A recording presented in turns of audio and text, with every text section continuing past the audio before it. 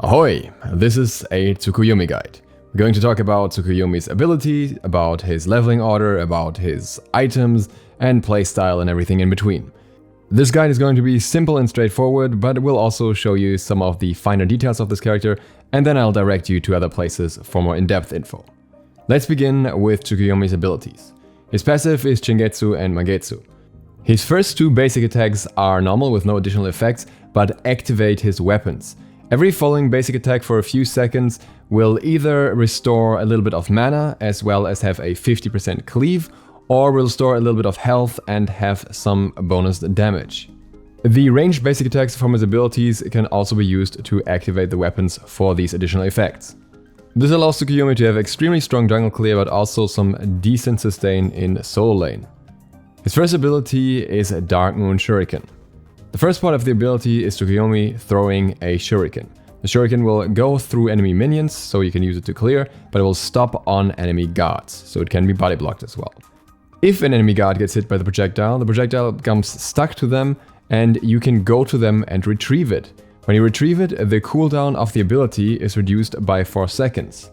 Additionally, the ability transforms your next basic attack into a ranged basic attack with the same range as the ability itself, so 65.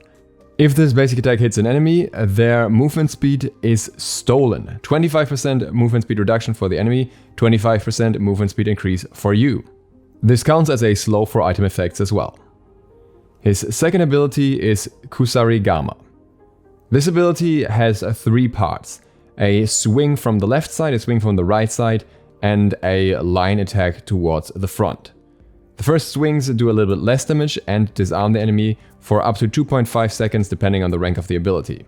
The third hit does a lot more damage and will stun the enemy for up to 1.4 seconds, starting from 1 second at the lowest rank. The first 2 hits are not half circles though, they are closer to half moons, which I guess is fitting. So if you are aiming directly at an enemy, you will actually hit every single strike because the first 2 attacks overshoot a little bit in the opposite direction. So you don't need to wildly wave your camera around to hit all the strikes, but rather try to aim straight at the enemy.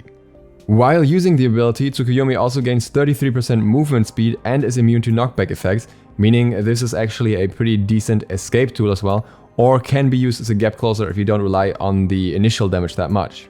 Additionally, the half moon shape also extends behind Tsukuyomi. This means if an enemy is chasing you and is close to you, you can actually use the 2, and the first 2 hits will connect if the enemy stays behind you, and then you just flick your camera around and you will hit them with a third strike for high damage and a stun as well. So really, while it doesn't seem like it at first glance, much like the slow and movement speed increase of the 1, this is a pretty good escape tool. His third ability is Silver Moon Caltrops.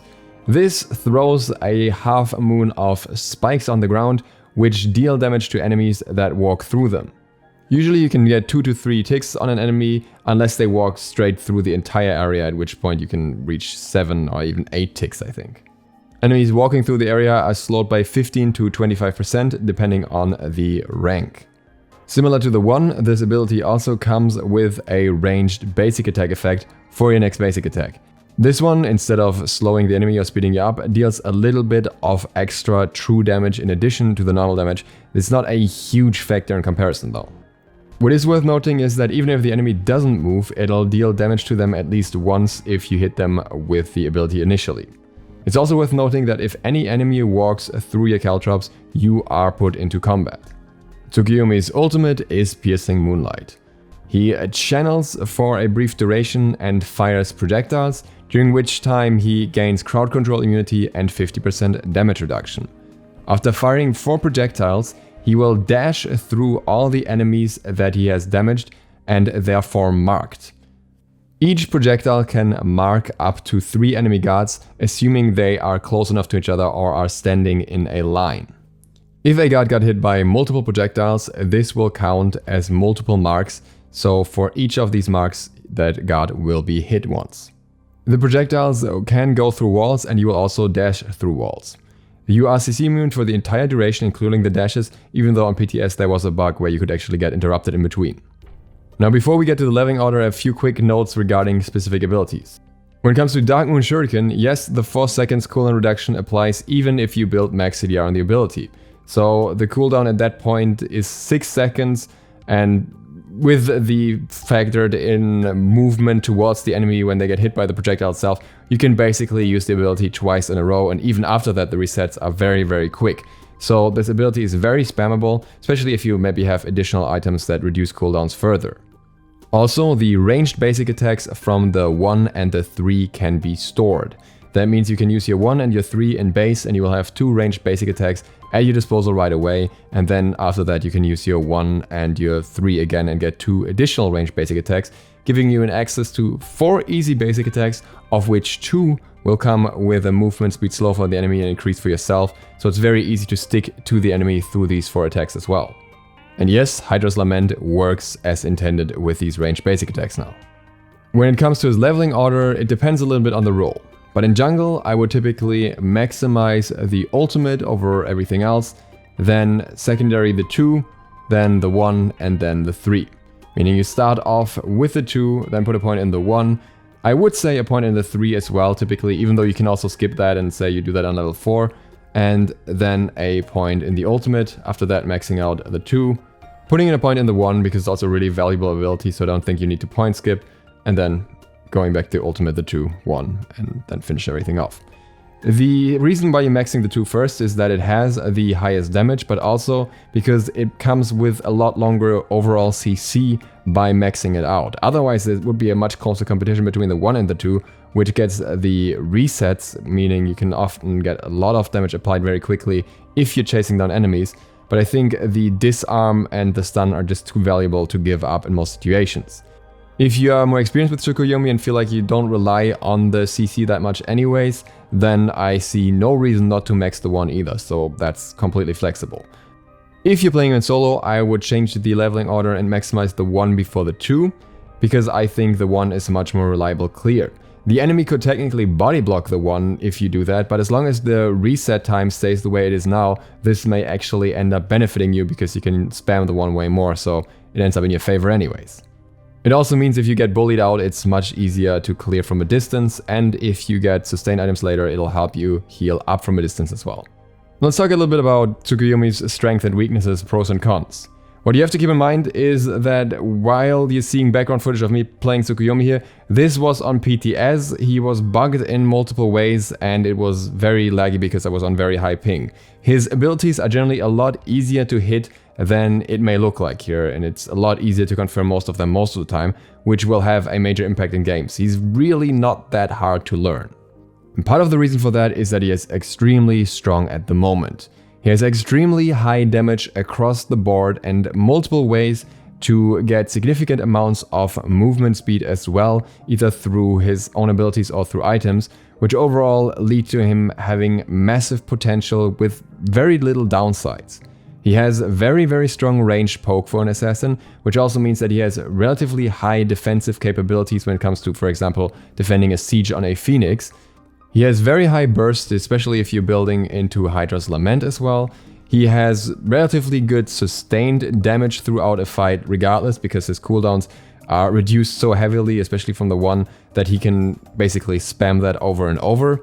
And he also comes with a very strong damage reduction potential to mitigate heavy burst through his ultimate. The only real weakness that he has is the lack of an instant dash or leap, and the only dash that he has is towards enemies and not away from them. But I think this is strongly offset by his other mobility tools, so it's not really as big of a deal as it may initially seem. While he is generally squishy and bursting him down with a coordinated effort is probably the best way to deal with him, this is somewhat limited by the fact that he can make himself immune to knockback and knock up effects through his 2, and also completely CC immune and reduce damage that is coming towards him through his ultimate for quite a long time as well. He is somewhat more prone to CC that can disrupt his 2 though, like stuns or silences, because that'll take a huge chunk of his damage away unless he is specifically played and built around another playstyle where he doesn't rely on the 2 as much. And obviously this can become an issue for him if he's forced to go in deep into the enemy team, which happens quite frequently. When it comes to playstyle and combos, your 1 is your bread and butter skill. This ability not only marks the enemy so that you want to get this mark early in order to get the shuriken back and reduce the cooldown and use the ability twice in a fight, but it also allows you to get the basic attack that slows down enemies and speeds you up, closing the distance to them, which is very important to apply his further damage. So often you will see yourself engaging with the 1 and then going into the 2, relatively straightforward, because that is the best tool to deal high damage after closing that distance and lock the enemy down in place. The 3 can be used in different ways. You can, for example, use it before a fight even, and use multiple ranged basic attacks and kind of zone off the area behind the enemy, or you can use it after the other abilities while the enemy is trying to escape if they're almost dead, and sometimes you can just use it to block off areas as well. Again, as I mentioned, you can also pre-stack the 1 and the 3 if you have the mana for it, and have multiple extra ranged basic attacks going into a fight.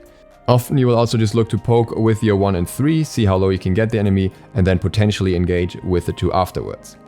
The ultimate is very flexible. You can use the ultimate to finish off a target, obviously, but you can also use the ultimate as an engage tool. You can put yourself right in the middle of a team fight, cause a massive distraction through the damage that you're doing to everyone, and they don't really know what you're going for after, if you're going for a single chase with your 1 or a lockdown with your 2. So again, a lot of flexibility here, and especially if you have a build that includes Soul Eater, then you also can't get punished for it in every single situation, because often being in the middle of the enemies just means more sustain for you as well. The only thing that I would relatively rarely do is engage with the 2 first, because it prevents you from using your other abilities if the enemy is escaping during that time. It also means that the cooldown of your 1 isn't going down. It also means that if you have to chase the enemy afterwards, you have to use all these abilities after each other and these basic attacks, which can actually take quite a while and maybe be enough of a time frame for the enemy to get away. I personally think it's much more effective to spread out your slows and movement increases a little bit more across the team fight. When it comes to building Tsukuyomi, there's a crazy amount of different options. He utilizes a lot of items very well. We get to that a little bit later. You can, for example, use stuff like Runeforged Hammer very well. But I want to give you a standard cookie cutter build that you can work with. The item that I would suggest for jungle here would be Assassin's Blessing into Brawler's Beatstick most of the time. Jotun's Wrath is not really worth it because you don't really need that much CDR. You get that from other items. And you want to have as much pen and power early as possible. Crusher is possible, but I don't think it's as necessary. I think you just need Brawlers more often because there is some healing on the enemy team. Then you build Warrior Tabe, obviously for extra ability and basic attack damage. Aaron died because it synergizes extremely well with his ultimate, so after you hit someone with the ult, you still have more chase potential afterwards, and he has so much mobility outside of that as well, so it makes him even more unstoppable. And Soul Eater because it comes with a very nice mix of stats for him, a little bit of pen, a little bit of CDR. But more importantly, it comes with lifesteal for both basic attacks and abilities, and he uses both a lot. And the sustain that he gets, especially from hitting a wave with his 1, is crazy, but again, also with his basic attacks. So as he plays a little bit more like a hunter at times anyways, having that sustain in the kit somewhere is, in my opinion, very, very useful.